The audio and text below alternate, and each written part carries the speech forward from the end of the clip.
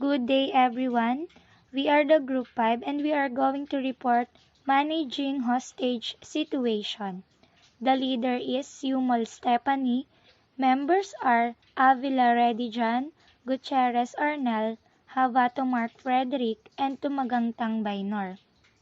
Topic outline: Hostage negotiation, stages of hostage situation, hostage taker, negotiation models, prison hostage situation, techniques of kidnap hostage success, advantages of telephone conversation, hostage taker and negotiator relationship, rules of providing answer, face-to-face negotiation, effects of time, planning and preparation for hostage situation, implementation of methods to deal with hostage situation and negotiation procedures. I am Stephanie Yumal and I'm going to report hostage negotiation. In hostage situation, the general tendency of hostage taker is to focus their attention on prominent personalities to gain much needed leverage in the negotiation. So yung mga hostage taker, mas pinipili nilang maging hostage yung mga kilalang tao.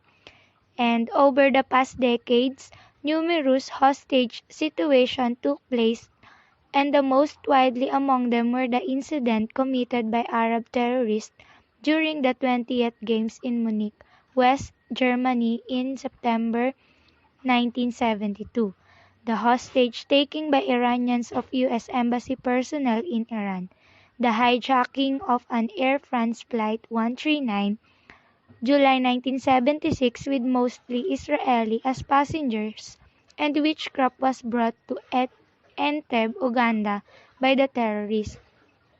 So, ilang dekada na ang nakakaraan and may mga hostage-taking na naganap na mostly widely yung impact. And in local scene, the attempted hijacking of PAL took place in Zamboanga City by the MNLF rebels, where all the passengers were held hostage, and the bank robbery in Cubao, the BPI. A man deranged and taking hostage of a child in a busy LRT station in Pasay. Terrorists like Abu Sayyaf taking numerous hostages to obtain money and provide protection for their escapes. So, ang pinaka marami ng hostage taking ay yung mga Abu Sayyaf para makakuha sila ng pera and makapag-provide ng protection para sa pagtakas nila. In hostage situation, the authorities are faced with individuals or group of individuals with psychological, mentality, commitment, behavior stress, and behavioral intolerance of varying degree aggravated by the unpredictability of human behavior. So, sa hostage taking, yung mga authorities minsan mga nakaka-enkwentro nila ng mga hostage taker ay mayroong psychological, mentality, commitment, and behavior stress and behavioral intolerance. In dealing with hostage situation, the priorities are to preserve lives, apprehend the captors, and recover or protect property. So, ayun yung mga priorities ng ating otoridad is makapagligtas ng buhay and mahuli yung mga hostage takers or the captors, and syempre, maprotektahan yung mga properties. According to experts, a hostage taking may last for an hour to more than 40 hours. Hostage takers and hostages and even the negotiators become tired and stressed out of the long period of crisis intervention.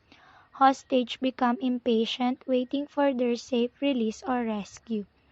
With this, there is a great possibility of a birth of the Stockholm Syndrome, This is characterized by transference of attention between the captors and captives. The hostage toward his captors may generate positive feelings. So, yung Stockholm Syndrome, nabubuo siya kapag sobrang tagal na ng hostage-taking event. And minsan, ito yung mga, kapag nabuo tong syndrome na to, may tendency na yung captives or yung mga hostages is hindi na mag-witness sa court. Third one is accommodation stage.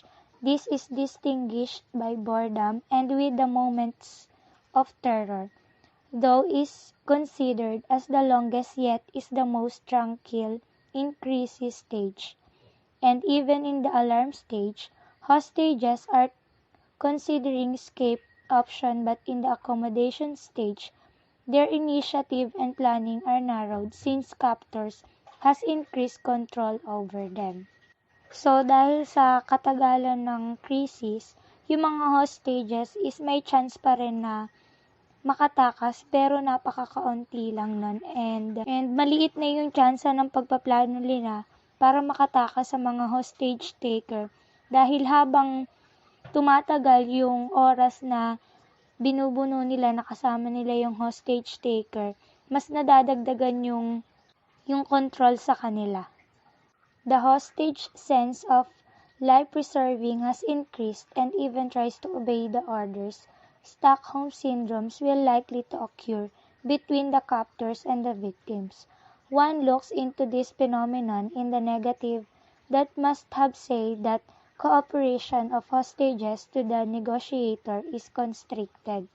So, dito sa stage na to, nabubuo yung Stockholm syndrome na nagkakaroon sila ng positive feelings. Fourth stage is the resolution stage. This is the stage when the hostage taker is being stressed out or fatigued of the situation. He is seemingly losing interest of the situation and lost most of his bargaining points. Tension between the hostages, hostage taker, and the crisis negotiator are now notably low. It should be regarded also that the crisis intervention techniques of the negotiation have increased. In this stage, reaction of the hostages are mixed, either blaming their captors or may become hostile and uncooperative to their rescuers and even accusing them to be responsible for the whole situation.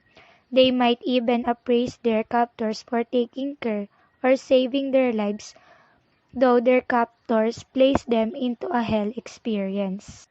So dahil sa matagal na yung hostage taking na nagaganap, parang nawawala na ng interest yung mga hostage taker dito, and mababa yung tension between hostage and hostage taker.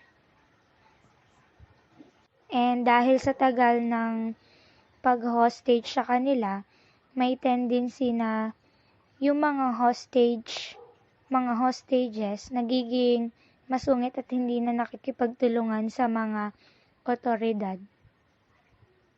Kumbaga, nag-aalinlangan na sila kung makakaligtas pa ba sila or hindi na, kasi nga sa sobrang tagal na nung nilalaan na oras para maligtas sila.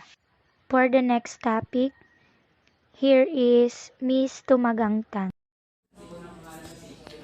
I am Bainor Tumagantang and I will report and discuss the topic about the hostage taker. It is a must that a police officer who first arrives at the scene has the necessary skill to determine what type of personality of the hostage taker is, and also to determine and know the two kinds of behavior of the hostage taker. Sinasabi dito kung ang unang pulis na dumating sa pinangyarihan ng isang krimen ay kinakailangan meron siyang kasanayan upang matukoy kung anong uri o pagkatao ng isang hostage taker at matukoy at malaman ang dalawang uri ng pag-uugali ng isang hostage taker. And now we're going to discuss the instrumental behavior. This kind of behavior are having goals to obtain or to be fulfilled, hostage taker or instrumental behavior are criminal types and intervention they use and needs bargaining. For example, barricade criminals or other organized crime groups. The second is expressive behavior. This kind of behavior is characterized by their attempt to display power. This type of behavior are emotionally disturbed individuals, for example, insane person, etc. Number 3. Mentally disturbed. This group suffers from different kinds of psychological maladies who in touch with reality. They are mentally disturbed individuals and may be loner, act in accordance with non-existing irresistible force or a false belief or a stimulus. Number 4. Psychosis is a gross, persistent falsification of conventional reality that leaves the person unable to manage conventional reality with a degree or effectiveness. Number 5. Delusion is the faulty belief that is motivated primarily by the individual's needs and wishes and in fact has no basis. 6. Hallucination is manifested in a visual image that is quite vivid and real to the individual who experiences it. Number 7. Paranoia is a set of fixed delusional beliefs that are accompanied by clear and orderly thinking outside the delusion. System of paranoia has been described as vigilant, suspicious, distrustful, insecure, and chronically anxious. 8. Schizophrenia is a type of thinking disorder, and experts say that 80% of the mentally ill population are schizophrenic. Number 9. Neurosis is suffered by a person if most likely to be observed. In continuous state of anxiety, this behavior more likely to be displaced by reaction to anxiety in the form of ego defense mechanism, such as rational projection or displacement. The symptoms are shaking uncontrollable and depression without explanation. Number 10. Manic depressive personality. Depressed individuals are in incapacitated mental state. He may frequently know the hostage and later might be the cause of his depressive negative outlook in life, feeling unworthy, slow speech, suicidal type, and he might inflict harm or even kill one of the hostage and the police will force him to shoot him. 11. Inadequate personality. This is a type of personality that display attention-seeking behavior. Number 12. Antisocial personality. Those who belong to this kind of personality are repeatedly having conflict with the people around them and notability having a deviant behavior from groups, social values, and individuals. 13. The estranged person. Domestic problem is the main cause why an estranged individual takes hostage.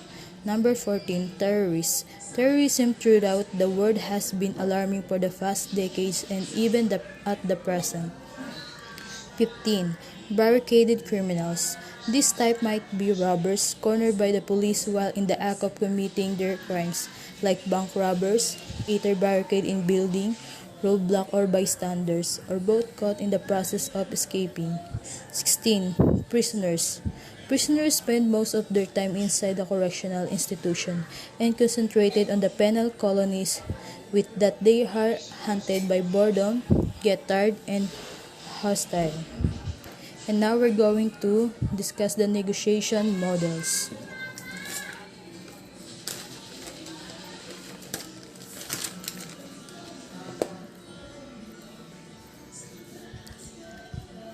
Bargaining negotiation approach. In this type of approach, negotiation is viewed in terms of an exchange or distribution of resources.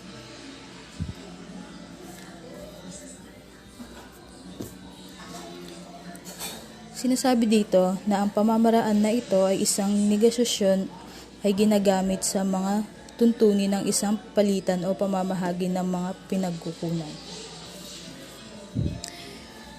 Expressive negotiation approach. This approach is mainly focused on the emotional state of the hostage taker as a powerful tool to resolving of crisis situation, and also this approach came to existence with the use of psychology, human relation, theory, and research.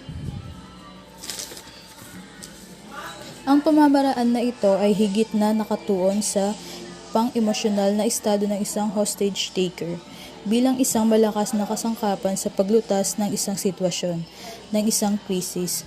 At ang pamamaraan na ito ay umiira sa paggamit ng psikolohiya, teorya ng relasyon sa tao at pananaliksik.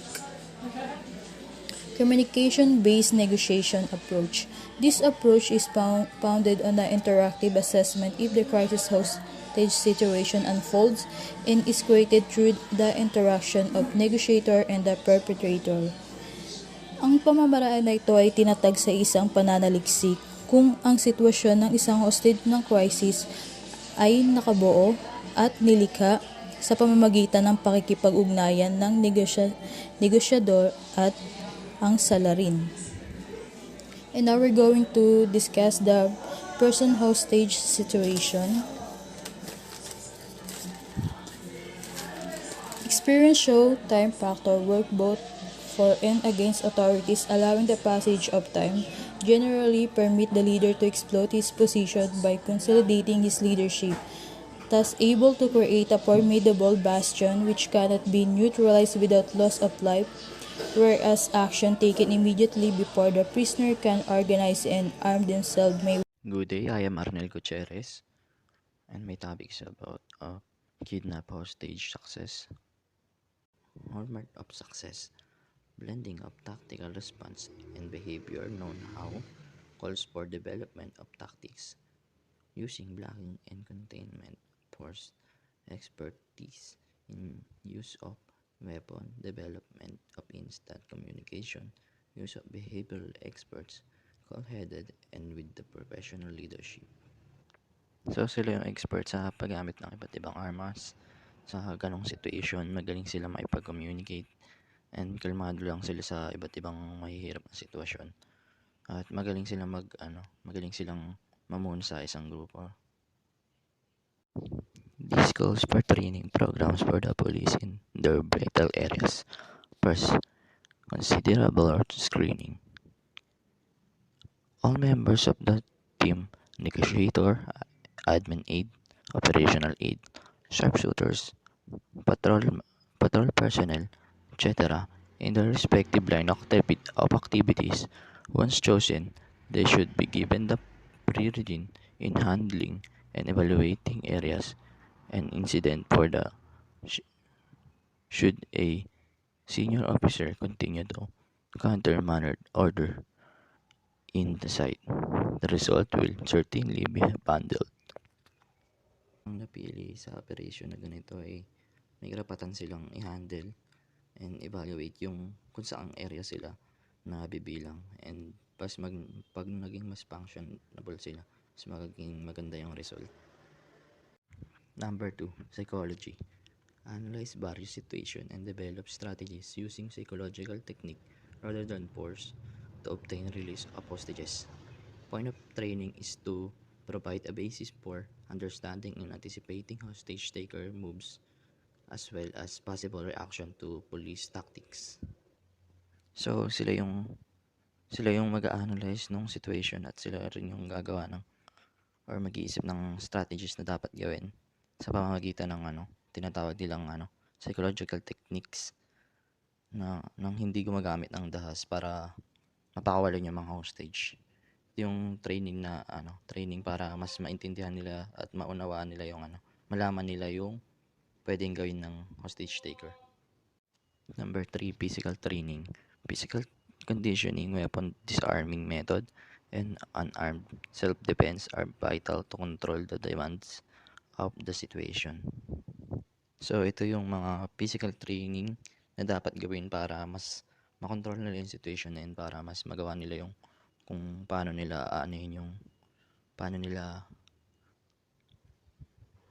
paano nila mahuhuli yung yung hostage taker. Number 4, firearms, pistols and revolvers, sniper scope rifle, assault weapon such as shotgun and submachine gun, tear gas with bulletproof vest. So, kailangan ito yung mga gamit na kailangan nilang i-practice or i-train. Kasi once na kailangan gumamit ng sniper, once na magkamali lang yung putok, pwedeng iba yung matamaan, or kung di man matamaan yung hostage taker, mas magagalit siya and pwedeng mag-trigger sa kanya, and baka makasakit pa siya ng mga hostages. Electronic equipment, familiarization on the use of wireless transmitter, electric taking device, covered surveillance devices, etc. So ito yung training na mas magandang aralin nila yung mga electric na pwedeng maging advantage ng kalaban or pwedeng maging advantage nila. Kasi baka once na marunong yung hostage taker sa mga ganon, pwede niya maging advantage yun. Pero kung magagawa natin na marunong yung mga nag-training sa electric devices, parang mas magiging advantage natin yun para mas magawa natin yung operation. Number 6, emergency rescue ambulance. How to use or operate auxiliary weapon, public address system, firefighting unit. First gear ambulance may be used as a safe base to start negotiation. So, yung emergency rescue ambulance, dagdag tulong sa operation. And pwede rin pwede rin sila maging first gear ambulance na pwedeng gamitin para mas maging ligtas yung makikipag-negotiate. And once na may masugatan sa mga nakikipag-negotiate, pwedeng magawan agad nila ng action para maging safe din yung mga nakikipag-negotiate at madala agad sa ospital. Number 7, vehicle operation. Escape vehicle and chase vehicle with attention placed on street and route from various locations in the site of incidents to destination, airport or other terminal for tactical advantage. So once na gusto makakatakas yung hostage taker, magagawan agad ng action or mahahabol agad. Or halimbawa nito, nag-demand ng exit vehicle yung hostage taker. So pagtatakas na siya, pwedeng gawan agad ng action para mahabol agad yung hostage taker. And mababantayan agad yung mga lugar na pwedeng daanan niya para mas madaling magawa yung operation na paghabol sa kanya. Number 8, liaison. Jurisdiction matters cleared. Operation with another agency on possible routes must be sought. So ito yung pakikipagtulungan sa iba't ibang agency para magawa agad nila yung operation na maayos and ma-achieve agad nila yung dapat na mangyari. Mahuli agad yung hostage taker. Upon arrival at the scene of incident, the negotiator should execute or act immediately in the following. So ito yung dapat na agarang gawin ng negotiator pagdating niya sa incident. First, containment, controlling situation and area by people involved, other people or by bystander must be obligate to get out from the area as they may add more problem. So, dapat kontrolin agad nila yung situation ng negotiator at yung mga lugar na dapat mailayo nila yung mga taong pwedeng maging problema or makadagdag sa problema. Establish contact immediately after positioning at advantage position. Communicate with the leader. He may introduce himself by saying, "My name is blank. I am blank. I am willing to help." Never tell him your rank. The hostage taker might think you can give, so that he may ask for impossible demand. Neither should the negotiator give the feeling that he has the authority. Decide. Do not bluff. Time lengthening. Give more time to police to organize and coordinate plan of action. So once na maayos na yung position, dapat agad may pag-communicate at ang negotiator ay hindi dapat ipakita na may authority siya para ibigay lahat ng mga gusto ng hostage taker. Tapos time lengthening, dapat dapat yung negotiator matagal makipag-negotiate or mapatagal yung negotiation para mabigyan ng oras yung kung anong plano at action ang dapat gawin para mas ma-achieve yung operation. Telephone negotiation technique. Be the caller, plan and prepare. Be ready with graceful exit and discipline yourself to listen. Where a demand is impossible to get. Stall time by explaining that you need to talk other people. Hold on to your concession, but when concession is granted, try to get something in return. Say a grant of food, get the release of sick or old people in exchange. Then there is no demand at all. Need for face-to-face conversation. Don't be ever anxious. Prepare for proper psychological, physical, and emotional confrontation. Wear body armor and possess a weapon. But if asked to come without a weapon, ensure that they too should lay down arms before entering. So dapat hindi matakot or mag-alala sa pwedeng mangyari at maging handa sa physical and emotional na pakikipag-usap. And dapat magsuot ng body armor and magdala ng weapon. Pero kung sinabi ng hostage taker na makikipag-usap siya ng walang dalang armas, dapat sure natin na walang armas yung hostage taker and magiging safe yung pagpasok natin. When entering, see to it that you are protected with tactical backup and consider that the hostage taker might have body trap in some portion of the area, door or window of the building. So habang pumapasok, dapat tignan ang paligid kung safe ba na kasama ng tactical backup.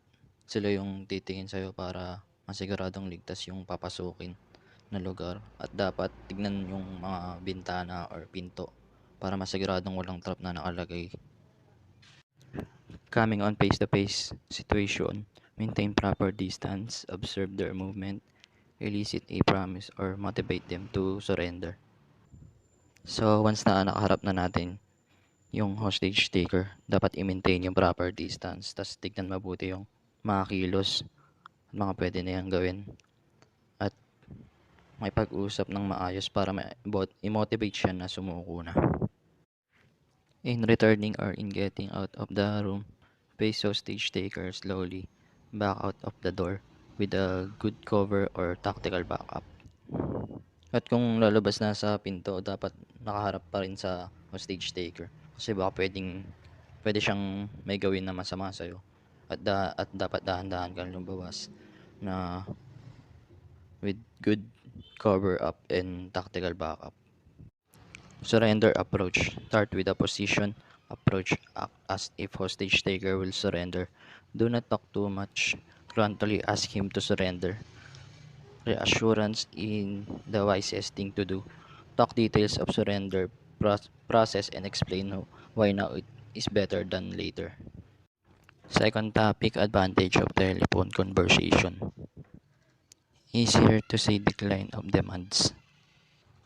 Easier to conclude the conversation. Conversation is quicker. Important items are more easily communicated. Caller has the advantage. Telephone conversation, however, are impersonal, where the negotiator is enabled to see the hostage taker, the hostage's reactions and condition. Weapons and ammunition are non-negotiable. Third topic, hostage taker and negotiator relationship. Trust and rapport. While trust must be there, beware of it. Decent, tell it, but don't be caught. Demand of hostage answer, money, escapes, and vehicle. Good day, Sir Jopper. I'm Reddy Janabila from Criminology 33, and my topic is rule of providing answer. Face-to-face negotiation, effects of time. First is rule of providing answer. Number 1, delay, impress hostage taker. Even a simple demand is hard to get. You need to talk with commander or other people, and etc. Number 2, get something in return for every concession granted, like age, sick, and young hostage. Parang kailangan merong kapalit yung mga binibigay mo dun sa hostage taker na kasunduan, gano'n, parang may kasunduan. Next is 3, don't give a concession at once, subject to interpretation that you could get easily. Next is face-to-face negotiation. First is don't be over anxious. You need to act normal. Next is wear body armor. Syempre, for safety, if the hostage taker move or try to hit you or fire you a gun. Next is have a tactical backup like a sniper. This is very important if the hostage taker move or be aggressive and it is harm to the hostage. Next is traps and door or windows. Next is entering without gun being pointed at you. Syempre, hindi ka naman siguro makikipag-usap sa isang tao na may nakatutok sa yung barel because isa sa pinaka-delikadong pagkakataon. And face-to-face mountain distance. Kailangan yung person naka-distance siya ng 1 to 3 feet and intimate distance is about 6 inches. And next is withdrawing, facing hostage taker, slowly backing out the door. Next is effect of time. The hostage taker will wear down emotionally and psychologically. If you take time, the hostage taker minsan magiging na sila, parang malalabas nila yung problema nila kasi kadalasan naman sa mga nang hostage is kailangan parang may problema sa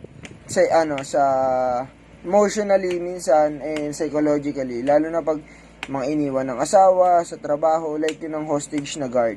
Next is hostage taker has more demand for food and water. Next is anxiety reduce, hostage taker given chance to organize his true self. And number 4, hostage taker rationally increase. And the last one is hostage taker negotiator relationship improves. Next is hostage taker demand may be reduced. And the last one is Stockholm syndrome may be developed. Good day. I am Mark Frederick Havato, reporting the planning and preparation for hostage situation. Hostage situations are defined as events whereby the hostage taker is holding one or more person captive against their will. The motives of these attacks can be diverse and vary from expressive motives such as voicing an opinion or religious view to instrumental motives and for financial gain through ransom demands. For this event, it must, for purpose of preparation, designated the crisis management task groups. It consists of a field commander, which takes charge of all the forces, establish contact with hostage taker, provide containment of hostage taker, scale of place, and evaluate civilians, and the operational aid, which report to yield negotiator, set up temporary headquarters, coordinate assignment of off-duty personnel arriving at the scene, and assisting units as necessary. The administrative aid, which report of field negotiator, supervise temporary headquarters, maintains records of operations and units at scene. The patrol personnel, which contain hostage takers and help evacuate civilians out of scene, and the assault team, which sharpshooter with high-powered arms on flak vests and communication to originate from operational aid, form or orders, request, or updating information. Why is it important? It is very important that the hostage negotiating unit can establish control over the situation, and the chosen members of the team should be given free rein in handling and evaluating the situation. It is also important that the patrol units, the assault unit, etc., should know exactly whose command they are under, and the rescue efforts must run strictly from top down. Implementation of methods to deal with hostage situation. Hostage situations of the revised PNP operational procedures provides the following. A crisis management task group shall be activated immediately. Incident scene shall be secured and isolated. Unauthorized persons shall not be allowed for entry and exit to the incident scene. Witnesses, names, and addresses and other information shall be recorded. Witness shall be directed to a safe location. The personnels under the implementation of methods to deal with hostage situations. The ground commander. The only person responsible for the command being and the ground commander in the era. The negotiator. They shall be designed by the ground commander. No one shall be allowed to talk to the hostage taker without clearance from the negotiating panel or the ground commander. The assault team. An assault team shall be alerted for the employment of case the negotiation fails. Members of the assault team shall wear authorized and easily recognizable uniform during the conduct of the operations. Bonnets shall not be used. The support panel. An ambulance with medical crew and the fire truck shall be detailed at the incident. The coordination. Proper coordination with all participating elements shall be done to coordinate efforts in solving the crisis. Negotiation procedures of hostage stabilize and contain the situation. Select the right time to contact the hostage taker. Take time when negotiating. Allows hostage to speak. Do not offer the hostage to offer anything. What he will ask will be part of the negotiation. Avoid directing frequent attention to the victim when talking to the hostage taker. Do not call them hostages. Be as honest as possible. Avoid tricks. Be sincere. Never dismiss any request from the hostage taker as trivial or unimportant, and never say no. Soften the demands and never set deadline. Try not to accept deadlines. Do not make alternate suggestions not agreed upon the negotiation. Do not introduce outsiders into the negotiation process unless their presence is extremely necessary. Do not exchange negotiator for a hostage. Avoid negotiating face-to-face. Law enforcement officers with a proper training shall not be allowed to participate in hostage negotiations. That's all. Thank you.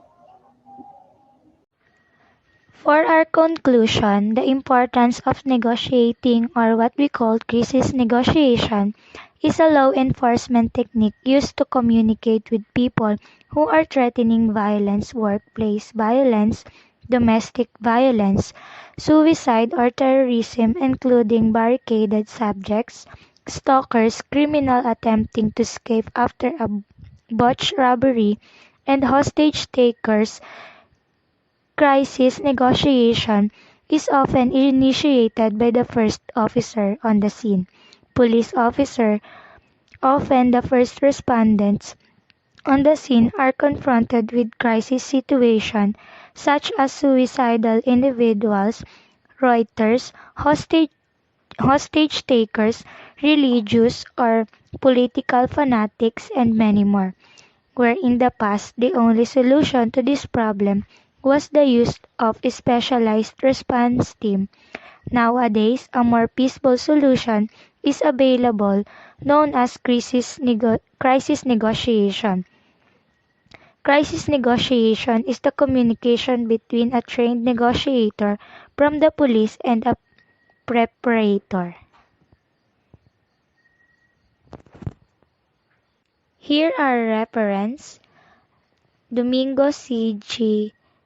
2020, Dispute Resolution and Crisis Management, Weisman Books Training Incorporated, Quezon City, Philippines. That's all. Thank you.